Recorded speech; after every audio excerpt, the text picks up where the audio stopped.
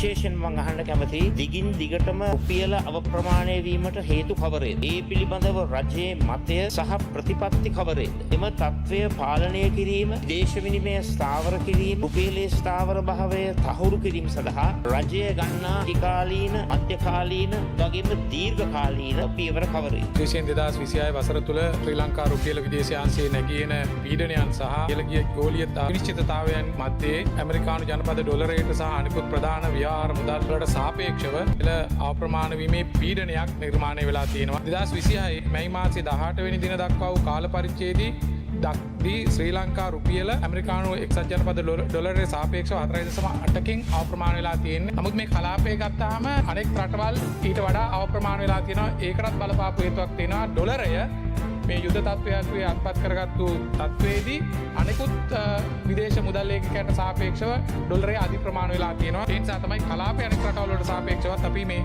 4.8ක ප්‍රමාණයක් තියෙන්නේ. භූදේශපාලනික අනිශ්චිතතාවයේ ඉහළ ගිය කාල පරිච්ඡේදය තුළ කලාපයේ අනෙක් රටවල් වල මුදල් ලේඛකයන්ට සාපේක්ෂව අපේ අප්‍රමාණ වීම සාපේක්ෂව අඩුයි. ශ්‍රී ලංකා මහ බැංකුව ස්ථාවර විනිමය අනුපාතයක් ඉලක්ක කරගෙන දැනට නැහැ.